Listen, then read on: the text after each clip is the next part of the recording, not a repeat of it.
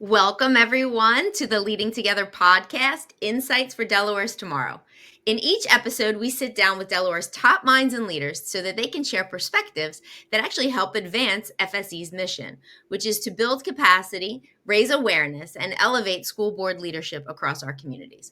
I'm Julia Kelleher, Executive Director of First Aid Educate, and today I have the pleasure of welcoming Drew Sears. Drew is someone who truly embodies the spirit of grassroots leadership. He has done this for his entire career. He is a wonderful person. If you ever get a chance to meet him, immediately you'll be taken by his warm affect and how much he leans into the work. And I've appreciated the opportunity to work with him over the past 2 years. He is the executive director and co-founder of Network Delaware, a nonprofit right here in Wilmington, and it's all about activating everyday people to create meaningful social and political change. So he launched the organization in 2017, and over this, it's a relatively short period of time, but he has done amazing work. It is a powerful volunteer-led force. They train organizers, they develop campaigns, and they equip people really with the skills they need to take action in their communities. And whether it's and pick the issue, and he's done a great job building out that portfolio: justice, immigration, economic opportunity. He has played a key role every step of the way. But he's also a coach and a mentor for changemakers, and he helps people build confidence and work through this developmental process of really becoming a leader in their community and promoting civic engagement. I am especially happy to have Drew here today because the Network Delaware is their work is complementary to ours. Their mission to, and Drew will talk more about but activating change agents, we think that's exactly what's needed, because First Aid Educate is trying to pour in technical information and factual understanding and training around school boards. But until those people are activated and feel comfortable moving into that role, we kind of, it's our work would be much harder without them. So Drew, thank you so much. Thank you for what you've done for Delaware. Thank you for the incredible organization you've created and how many lives you've touched.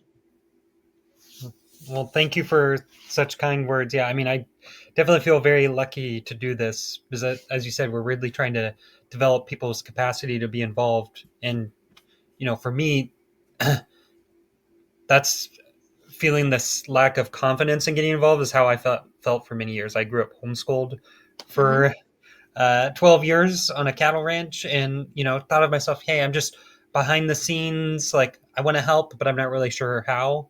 And it was only when I was talking to a friend who was a great organizer actually around education issues. And I said, Kelly, thank you for all the great work you're doing. I'm glad we have people like you. I'm sorry I can't do much. And she said, well, I don't believe that. You just need to get trained, develop your skills, and you can do something like this. And so that started my journey. And I'm just feel grateful that I get to work with a lot of others who are at that same place. Like, hey, I can't do it. Well, no, you can. We'll help you Exactly. all along the way. That's great. So tell people a little bit about sort of the where Network Delaware started, how it started, what your first steps were, and then this trajectory. This has been 8 years. I think you just celebrated that anniversary. Yeah. Yep. So celebrate 8 years. So when we first started, like a lot of other grassroots group, we had so many ideas. Like, hey, we want to, change the world, and but one of the things we realized quickly is, even before we started Network Delaware, just step back a few months, we were thinking, is there a need for another nonprofit? Like, there's so many great organizations out there. Can we do that with something existing? And then after talking to folks, like, people wanted to learn how to run for office, how to push a policy change campaign, get coaching, get mentoring.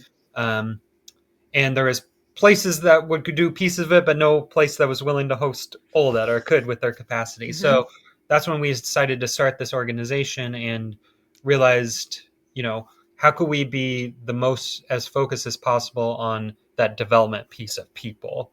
At the beginning, we weren't sure if we'd also have a policy agenda, for example.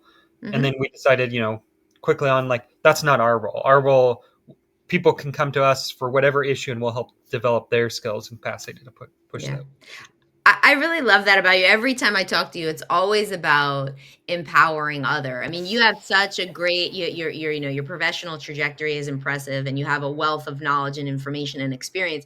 But every time I talk to you, it's the theme that keeps coming back is, well, how can whatever I have be made available to someone else so that they too can shine, so that they too can rise, right? And I just really I admire that. I don't think I think there's just a wonderful humility that comes with that leadership responsibility. I think it's unique. Well, thank you. You're welcome.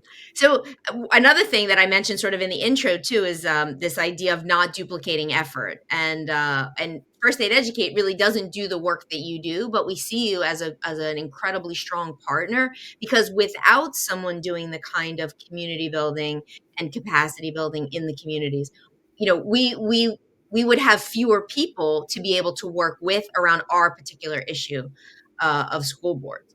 So I was wondering if you could talk a little bit about different types of collaborations or partnerships. Sort of who else is Network Delaware working with in the spirit of not being duplicative and one more nonprofit? Yeah, I think, and this is our evolution. So I'll start it from the beginning. Like, our first focus was on individuals. So if you were Mhm, sitting on your couch and you said, "Today I want to do something," like that's our was our and still is like our prime target, like people who are new, who just don't need support navigating. And a lot of those folks get involved with Network Delaware and then go to other nonprofits, go to other mhm, causes. Some even start like social impact businesses, like whatever their cause is. Like, our role is to help them start. And mhm, then we added on what we call issue campaigns. Those are generally around policy. So could be around education equity. It could be, like you said, immigration. It could be around housing, economic opportunity, whatever it is. Like, how do we help people launch projects to either push those policy change campaigns that they're looking for at the from school board, city, county councils, statewide? How do we help them do mhm. that? And now recently I've started work with more, in addition, using those skills to support existing nonprofits on how to develop their own volunteers and constituents. So, Yeah, that's been a that's the part that I think we've been talking about most recently is figuring out how we could because we're not a big organization either and we don't have the ability to do that. But learning from someone or having someone help manage the people that we do wind up mobilizing, I mean that would be a huge benefit because it seems that there's never enough time in the day to do all the things that require attention. yeah. Talk to the audience a little bit about this notion of the people power. Why is people power important? Yeah. Well, one of our beliefs is that a lot of the issues in our communities could be solved if just we had more people working on it. Mhm, So so whether it's a neighborhood issue, so potholes or adding a stop sign or getting a parent teacher group started at a school. A lot of those issues could be solved if we just had more people confident that they could be the one to address it, rather than saying, "Hey, I've got to go tell a decision maker, whether it's a principal, whether it's an elected official or mhm, CEO or whatever. Like, I'll go tell them I want this change." Turning to, if I was the one, if to make that change, what would I do? And getting mm, others to do it. mhm. Interesting. And do people feel, generally speaking, do people feel more or less confident, or it really just depends on the individual when they move forward to do that? Like if I had to go tell someone I wanted a change to where the stop sign was, is it more likely that when there are more people that are going to go engage in that kind of advocacy, it becomes a little easier, or does it just depend on the person? I mean, it's a little of both, but I'd say in general, people love being around other people. Yeah. So I think there's always some people who are willing to do everything on their own. Like, they'll, Hmm. no matter how many roadblocks are put in their way, they're going to find a way to do it. But most Hmm. people, it's harder to do it, and so they need it for themselves, but also probably need it for their project success, Right. and collaboration. Need to be around all those other people. Yeah, I think that it's probably strategically a better route to go as well because when a solution is resting all in one person, if something happens to that person or they decide they can't do this anymore or they move, We don't have sort of you lose the institutional knowledge. You don't have sort of a dynamic framework or structure that allows the work to carry on because it's been distributed across leaders. Exactly. I mean, you're Yeah. seeing this. There's a lot more studies now, like this distributed leadership, even, Fortune 500 companies on down, like Yeah. how the more you can put the power with individuals to make change, like you may have certain goals set at a high level. Okay, we want to achieve this thing, but hey, I'm going to give you room on the best way to achieve that in your neighborhood. So even if you have a statewide campaign, let's say to change a policy around housing, you say you're not going to micromanage what you're going to do in Dover and Wilmington and Newark. You can say, okay, we need you to get 100 people on board. You can figure out the best way to do this. We can give you tools, but you can set your own times for when you're going to have meetings and how you're going to onboard people. And when people have that responsibility, they're willing to do more. When they feel Mm, like they're only giving this level, they may reach that level or be a little low. But if you give them a little more room, mm. it gives people like a sense of impact that they make a Yeah, and difference. I think agency and autonomy, and the other thing that I think is really important in what you're articulating there is that not every community is the same. So with First Aid Educate, there's 16 school districts, public school districts, not counting the vocationals in the state, and the ones that are in Wilmington or the Newcastle County districts are very different than the communities down south. So we want that kind of flexibility in our work so that it's responsive to the needs of the community. The ideas that may come up in Newcastle County might not work down there, but I think that the organizers who are down there and the people who are engaged in the school board work down there need that autonomy and the discretion to say, these are the issues and here's how we'd like to be able to tackle them. Yeah. So, not easy work, right? This isn't, it sounds great. It's, when it works, it's wonderful. But what keeps you grounded in this work? What keeps you motivated, especially when things become challenging? There's a lot of change at the federal level right now. There's a new administration that came in, there's a lot of opportunities. So, but it's not always easy to do this work. How do you keep going? Um, I mean, you'll hear me say it a lot, but I think it is seeing people's belief in themselves and the Hmm. work they're doing. Like if I've, for example, like we've had some people we've been working with for a few years who at Hmm. the beginning they just wanted to attend trainings. They said, "Oh, I just need more training. I need more training," and now are leading campaigns and projects. And Nice. so that also has a spillover effect because now people don't have to come to me. I can send them to that individual who's trained Hmm. up. And so that Hmm. spreads out our capacity. And so whenever I feel like I can send someone to someone other than me, Hmm. like that always makes my day better and feels like, hey, this is what we're aiming for. So those are the Yeah. things that keep me grounded. Great. So switching, I think that's a nice way. It's an inspirational idea. So thank you for sharing that with us, with me, and with the audience. So I want to switch to a new topic as we move into segment two. Let's talk about public education in Delaware. I raised that because obviously public education is central to the work that First Aid Educate does. And I'm curious, what are your thoughts on the role that the community plays? We all know that Delaware's 45th in the nation right now. Everyone wants to see that ranking move up. And in my opinion, it's a collective responsibility. It's not one person's problem here. We can all do something about it. So, from your vantage point, where do you think? What do you see as possible next steps to moving up? Yeah. Well, last night I went to, there's a school near me, and they had a community parent council meeting here in Wilmington Hmm. last night. So um, uh, I was talking to some of the other parents. They said that they've been involved with efforts for a few years, and one of the things they feel is there's a lot of information shared with them, Hmm. and they have a lot of opportunity to give feedback and surveys, but they don't feel like they have the power to be the one leading in change. They always feel Mm. like they have to tell a principal or official Hmm. or other thing else. And I think there's a lot of other parents. There are a few other parents to talk to, and I think they all express similar things. Like they so desperately want to be involved in improving Hmm. education at their kids' school. Hmm. They Yeah. just don't feel like they know how to contribute, like they're waiting on someone else to do it. So I think Mhm. that's one of the big Mhm. things that needed. How do we make sure parents not only know that they can, but what are the realistic ways they can be involved and make it Mhm. kind of scaffolding that learning as that education term? How do we scaffold the learning for parent Mhm. engagement and community engagement with changing education? Yeah.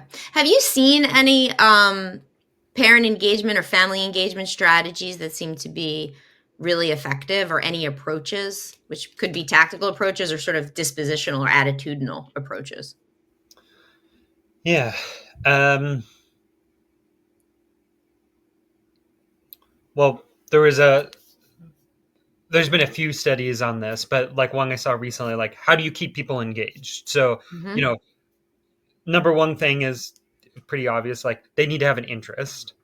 Mhm. Like that's what gets people through the door. But what are the things that keep people to stay? And the three Yeah. things are, if you can do these three things, it does, whether it's a parent group, a community group, or whatever it is, you're generally going to be successful. So the three things are um, that they feel like they're making an impact. Mhm. So are things actually changing, even if it's a small level? They don't need to see whole policies change at the state level or everything change in school, but are they giving feedback? Are they implementing change and then it's happening? Do they feel like uh, they like the other people involved? Mhm. You know, if you even if you're making an impact, but you don't really get along with the other people, that's gonna be hard. So how do you build those collaborative Sure. spaces and people like sharing a meal and getting to know each other outside of the Mhm. project? And Mhm. then the third key piece is, are they learning themselves? So are Mhm. they not just making an impact, knowing great people, but are they learning and improving their skill set? So if you have all three of Mhm. those elements, whether it's Mhm. a parent engagement effort or anything else, Mhm. I think that's going to make a huge difference in success. Yeah. I think that's a great model. Thank you for sharing that. And it does speak to sort of the generalizability or the scalability of the work that you're doing. There's kind of a methodology, and it fits into kind of plug it into whatever issue you want to. There are these fundamental truths about human beings and how human beings experience the world. And if we can organize, for example, like have them feel like they're making an impact, and that they like the people that they're working with, and that they're learning and growing, no matter what the topic, they're more likely to be successful with that. I think it's a great example. Have you seen that in your own work? I mean, have you seen that in schools, or have you seen? Yeah, like whenever I see it, like I think like two contrasts. So if you go to a meeting and the audience, everyone's kind of sitting there, like, hey, check in. The ones that are doing well is where as soon as people like enter, even before the meeting starts, someone's helping them connect with other people. Like, oh, have you met Mm, so and so? But if mhm. people, the other option is where they're just sitting in the audience, kind of waiting. Maybe they're reading an agenda, piece of paper, and Yeah, then they're just hearing from all these. They're important leaders, but they're just passively receiving sure. it Yeah. versus being asked, okay, raise your hand if you want to try taking on this action. Oh, Mhm. you're involving me. Oh, I have Yeah. something I can do. Oh, you Yeah. followed up with me the next day with a text. Oh, okay. Yeah. You really do want me involved. Yeah. It's interesting you give that example, because I'm sure you've been to school board meetings, but I'll describe what I've observed on occasion at school board meetings.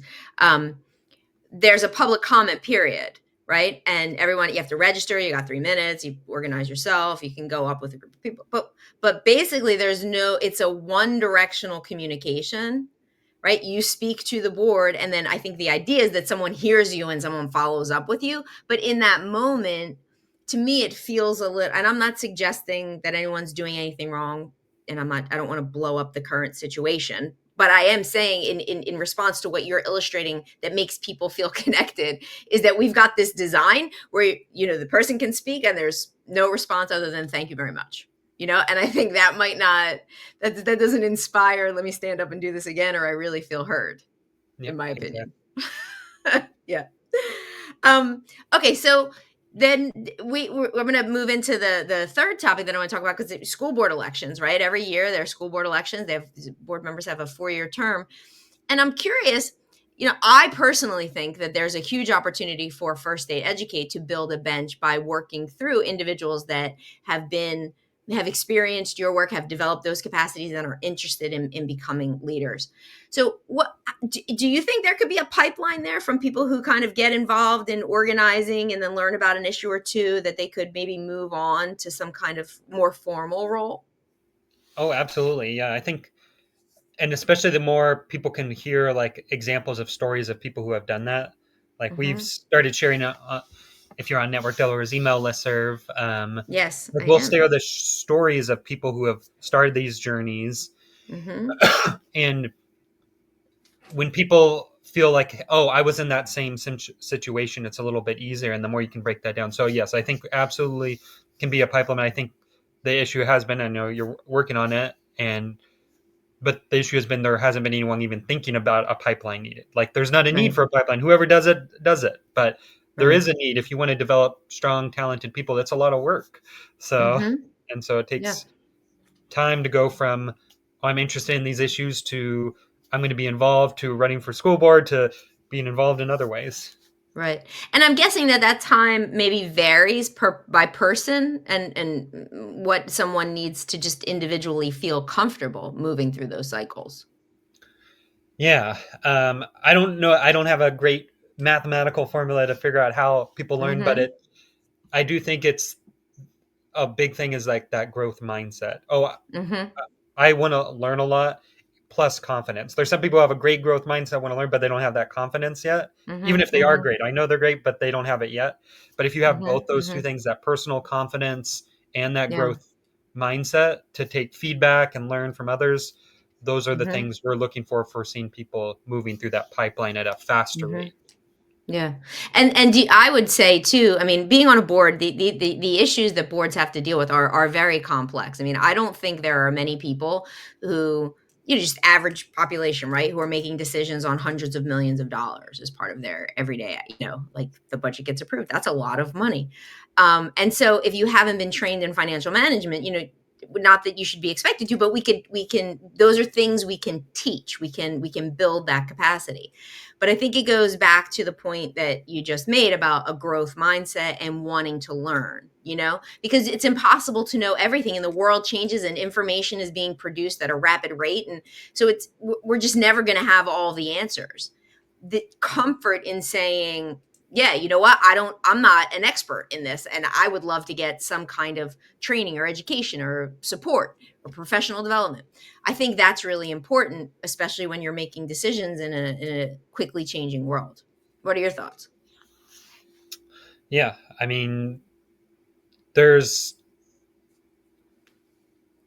eh, the first thing that popped into my mind is like how we're building that, and one of the things I think is especially needed for like learning these complex topics is how are we connecting folks with peers and those with a little bit more experience. So if Mhm. you're trying to learn about how budgets works or where the money's going, you Mhm. can read a lot online. And also like sometimes I found like people learn a lot just by talking to others who have gone through that same journey. Maybe they're like, let's say, two steps ahead of them. They Yep. don't need to be the expert, the finance chair or finance director, but they know a little bit more, and then that helps pull the next person along. So how do we Yeah. create like these community mentors for people who Mhm. know about these different topics, so people don't feel like, oh, I have to be an expert Yeah. to engage in it. You just need to Yeah. push yourself in learning with others. I want to go come back to that, but I think it's a great opportunity to talk a little bit about that mentoring program that you've set up. Could we share with the audience? I think it's fabulous. I think it's a great, and not only are what I love about this is you're not only describing it from theoretically how this worked, you're actually doing stuff like this. Yeah, I mean, I think this is some of the where we're still making a lot of improvements to it to make it easier for people to connect. Mhm. We just got a new tech tool that I think will help that, but um, a lot of times it helps a lot with the confidence. So Mhm. just to give an example what our mentoring program looks like, so if you say, hey, I want to learn about school boards, you Mhm. could download this app and say, look up the school board mentoring program, and Mhm. um, then you could see all the people who have listed themselves as available for mentors. Mhm. And then you could send them a message, say, hey, I would love to connect with you.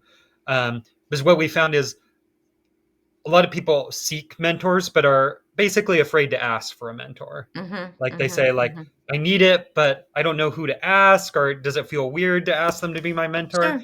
But this system just like, hey, I'm offering to be a mentor. I'm looking for that. Oh, I can Right. just send them a Right. message right now. And so bringing that making it seem like it's okay to reach out to people with more experience, I think, is Yes. another thing that's really important.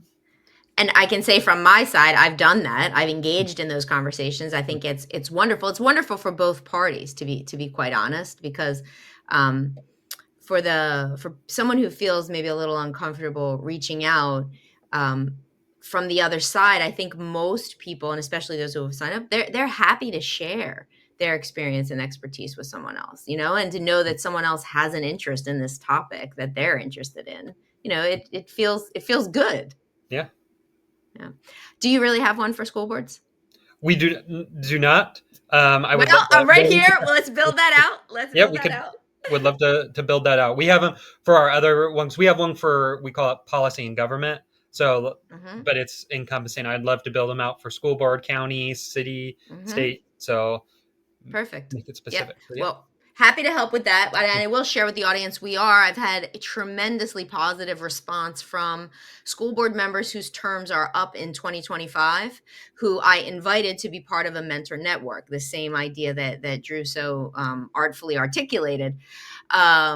I couldn't share with you right now, and maybe Drew, this is something we can talk about later, sort of how to structure that, because really what I wanted to do was to allow this inaugural group of mentors to have that discretion and that sense of autonomy to sort of shape, what do they think would be helpful. Now we have best practice and I can, put some structure to it, but I really think when people have a sense of ownership of what they're designing and what they're building because they genuinely want to help other people, um, that's one part. And then two, really making sure that we're meeting the newly elected school board members' needs so that the kind of support and the topics we're talking about are really responding to this first year kind of, wow, what did I get myself involved in experience. So let's just keeping with the topic of school boards. What do you think is not, I want to say a profile, but maybe some of the traits or characteristics that an effective school board member might have? Yeah. I mean, we have what we call our change agent traits, and I think like that's the first thing that comes to mind. One Mm-hmm. I already mentioned, Mm-hmm. like the growth mindset, but another, is personal accountability. So like, Mm-hmm. hey, whatever you say you do, are you going to do it? Are you working well to do your tasks and move ahead action plans? Do you have like clear goals for what you're trying to accomplish? Uh, Another one is, a collaborative approach. So how are you Mm-hmm. working with other community members to get stuff done? And then impact focus. Like, are you actually measuring your results? So like if you say, hey, Mm-hmm. I'm going to do this on the board, we're going to achieve this. Are you measuring self? We talk a lot about measurement for government systems, education. Are you measuring the impact for your individual work Mm-hmm. and how Mm-hmm. it's helping? So I think all those apply to school board members as well. Yeah. I would agree. I think, a lot of these are dispositional traits. These are sort of added. How are you coming to the work, right? Because some of the other stuff you can be taught. But if you're an expert in X and the X is needed, but you're unwilling to work with others or you're unwilling to actually do the things, you know what I mean? So that you have the technical expertise, it doesn't really help that much because it's not actually materializing in the work of the board. Yep. Yeah, well, I think that's great. Drew, I can't thank you enough for all that you've done for Delaware, for our communities, and for what a supportive colleague that you've been to me and to First Day Educate. Your work is inspiring, and I think that you're making Delaware a better place by giving everyone an opportunity to find their place and develop their potential. So thank you for that. Well, thank you for working together. Sure. So a couple big takeaways from Drew's conversation. I think giving people the opportunity to rise, that was a very important takeaway, and making people feel like they have the power to lead the change. Another, just to sum up, how do we keep people engaged? Making sure they feel like they're making an impact, that they like the people they're working with, and that they're learning. And really, this nugget that he gave us at the end about the qualities of what were they called? We Change call them change agents, agent traits. change agent traits. So a growth mindset, a personal accountability, a collaborative approach, and actually measuring your impact. So these are great gifts to me, Drew, as a colleague, to our audience. We really appreciate your time today, and thank you for being here. Thank you. And to our listeners, thank you for joining us for another episode of the Leading Together podcast. We'll see you next time.